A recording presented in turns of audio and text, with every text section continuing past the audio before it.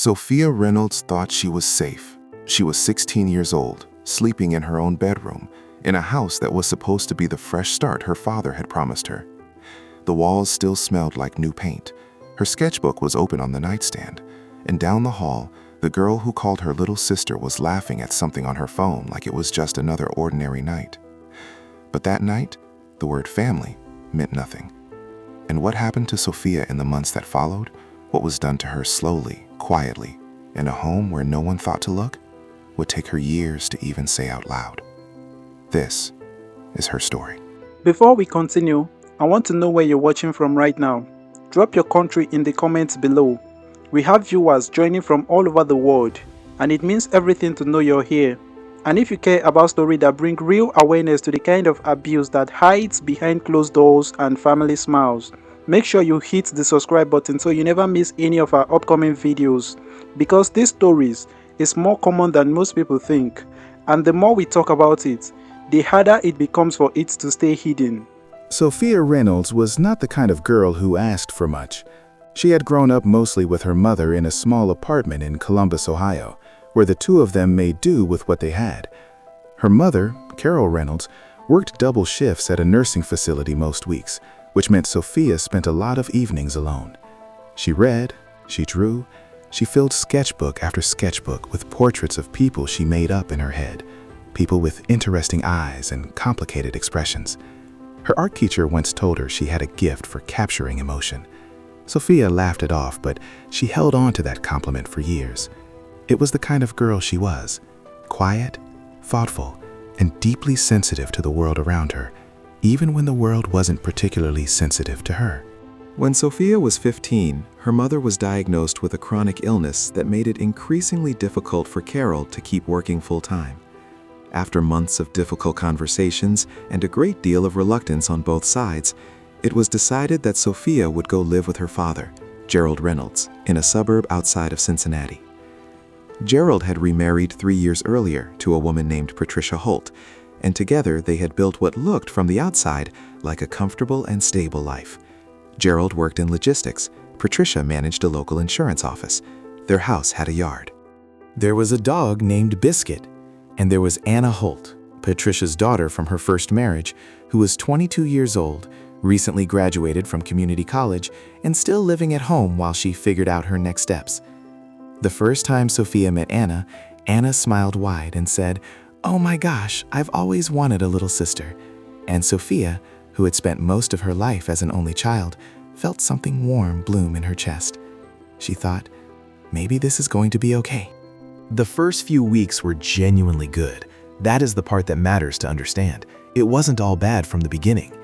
Anna took Sophia to the mall the first Saturday after she arrived. She let Sophia pick the music in the car. She bought her a graphic novel she mentioned liking and left it on her bed with a sticky note that said, "Thought you'd love this. Your taste is so cool." Sophia did love it. She read the whole thing in one sitting. Anna knew exactly how to make someone feel seen. She had a kind of social intelligence that Sophia, introverted and still finding her footing in this new home, genuinely admired. Anna was everything Sophia was not: loud, confident, funny in rooms full of people.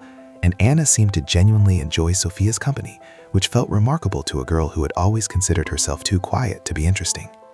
But slowly, something about the attention began to shift in ways that were hard to name. Anna started appearing at Sophia's bedroom door late in the evenings, after Gerald and Patricia had gone to sleep, wanting to talk. At first, the conversations were light: movies, music, things that happened at school. Then, they got more personal. Anna started sharing things about herself that felt oddly heavy for a near stranger to carry. Secrets about her past, stories about people who had hurt her. And then she would say things like, "I've never told anyone that before. Only you. You get me in a way nobody else does." Sophia was 16, and she did not yet have the emotional vocabulary to understand what was being done to her. She just knew that Anna made her feel special, chosen, protected. But protection, she would later understand, had slowly and quietly turned into something else entirely. And there was one rule that Anna made very clear, though she never said it outright. their bond was theirs alone. "Don't go talking about our conversations to your dad," Anna said once, smiling like it was a joke. "He wouldn't understand. Parents never do." Sophia nodded. She thought it made sense at the time. It did not make sense. And that line, said so casually, so warmly, planted something in Sophia that would take root in the dark.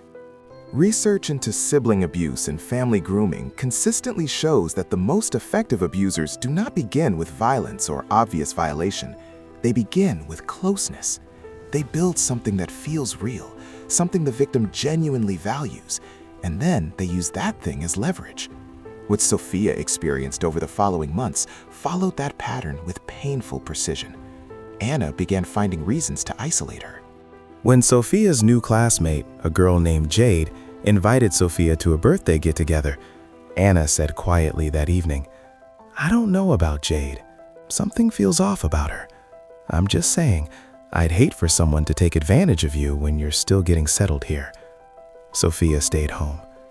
When Sophia mentioned wanting to join the school's art club, Anna found a reason why the timing was wrong. "You've got so much going on with adjusting. I don't want you to burn out." The circle of Sophia's world grew smaller, and Anna filled the space that was left. There were moments when Sophia felt a flicker of something wrong, a conversation that went somewhere uncomfortable, a touch that lingered past the point of innocent, a comment that had a quality she couldn't explain. But Anna was always so quick to reframe it. "You're so sensitive, which is why I love you." Or, "I was just being affectionate. We're sisters." Or, most chillingly, "You know I would never hurt you, right? You know that?" And Sophia, who wanted so badly to believe that someone in this new, unfamiliar house truly cared about her, always nodded. She didn't have the language to explain what was happening. She just knew it didn't feel right. But not feeling right and knowing something is wrong are two very different things when you are 16 and lonely and living in a house full of people who seem completely unbothered. Think about that for a moment. Think about what it means to be that age, to be that uncertain, that eager to belong, and to have someone use your need for connection as a door they walk through without asking. How would you feel? What would you have done differently? Those are not rhetorical questions. They are the questions Sophia asked herself for years. It happened on a Thursday night in February. Gerald was away on a work trip. Patricia had taken a sleeping aid for a bad headache and gone to bed early. Sophia was in her room trying to finish a charcoal sketch for an assignment, a portrait of hands. She remembers that detail. She remembers the smell of the charcoal and the way the lamp cast a warm triangle of light over her sketchbook. She remembers all of it with a clarity that survivors often describe, that strange, heightened sharpness that trauma burns into the brain. Anna came in without knocking.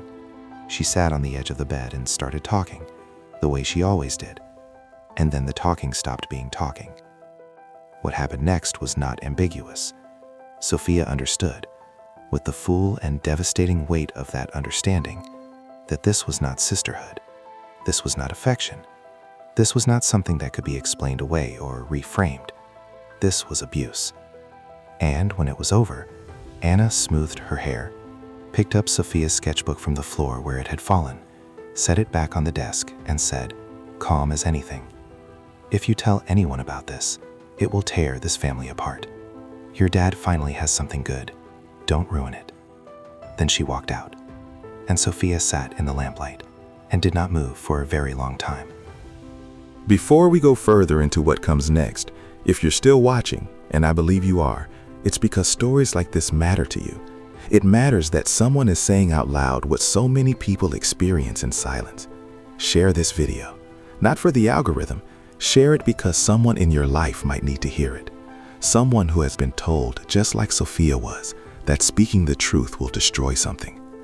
And if you have ever felt pressure to stay silent about something that was done to you, the next part of this story is especially for you. Sophia went to school the next day. She sat in her classes. She ate lunch in the back corner of the cafeteria with her tray of mediocre food and her earbuds in, and her sketchbook open in front of her like a shield. She did not draw anything.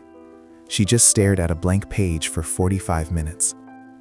Her English teacher, a soft-spoken man named Mr. Patterson, noticed that she had not turned in her assignment and pulled her aside after class to ask if everything was okay. Sophia said yes. She said it looking directly at him because she had read somewhere that liars look away. She was not a liar by nature. She was becoming one out of necessity. That is what silence does. It teaches you to perform normalcy so well that the performance starts to feel like the only real thing left. Over the weeks that followed, the changes were gradual enough that they were easy to miss, or easy to explain away. Sophia's grades, which had been solid in her first semester, began to slip. She stopped responding to texts from Jade, who had kept reaching out even after the birthday party Sophia had skipped.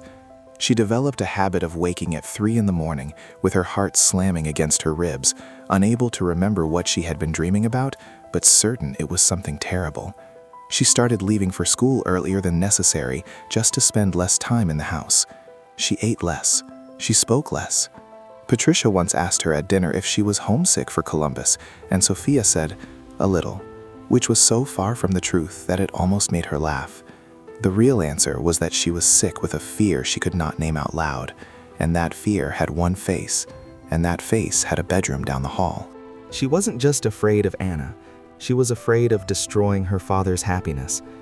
Gerald Reynolds had spent years rebuilding his life after the divorce. He had this house now, this wife, this yard, and this dog named Biscuit who slept at the foot of the bed. He smiled more than Sophia had ever seen him smile when she was little. And Sophia loved him enough to be terrified of being the thing that unraveled all of it. That moral weight, the weight of protecting everyone except herself, is something that researchers who study family-based abuse describe as one of the primary reasons victims stay silent. The abuse isn't just what was done to them. The silence is imposed through the architecture of love itself. The abuser doesn't just threaten consequences. They identify what the victim holds most precious, and they use it as a lock. It was a Monday morning in late April, 4 months after that Thursday in February. Sophia was sitting in the guidance counselor's office, not because she had sought it out, but because her history teacher had flagged her declining grades and asked the counselor, a woman named Miss Briggs, to check in. Miss Briggs was the kind of adult who sat quietly and let the silence do the work. She didn't pepper Sophia with questions. She just made tea from a little electric kettle on her desk and set a mug in front of Sophia and said, "You look like you've been carrying something really heavy for a while." Sophia stared at the steam rising from the mug. She thought about Anna's voice. It will tear this family apart. She thought about her father's smile at dinner. She thought about all the blank pages in her sketchbook. And then, without fully deciding to, she started to cry. Not politely, not quietly. The kind of crying that comes from somewhere so deep that your whole body gets involved. And Miss Briggs did not look alarmed or awkward. She simply moved her chair a little closer and said, "Take your time." The words came out shaking, and once they started, they wouldn't stop. Miss Briggs was a mandated reporter. That is a legal designation that means certain professionals, teachers, counselors, social workers, medical staff, are required by law to report disclosures of abuse to Child Protective Services. By the end of the school day, a report had been filed. By that evening, Gerald Reynolds had received a phone call that changed every understanding he had of his own home. The family's reaction moved through several stages in rapid, painful succession. Gerald's first response was shock, complete, white-faced, speechless shock. Patricia's first response was denial. "Anna would never," she said, more than once, her voice climbing higher each time. "You don't know her. Sophia must have misunderstood." Anna, when confronted, was calm in a way that was deeply unsettling. She said the allegations were false. She said Sophia had always been dramatic. She said she had only ever tried to be a good sister. She said it all with the practiced ease of someone who had already rehearsed it, as if some part of her had known this moment was coming and had prepared accordingly. That composure, in the end, worked against her. The investigation took several months. Anna retained a lawyer. There were interviews, documentation reviews, a forensic evaluation.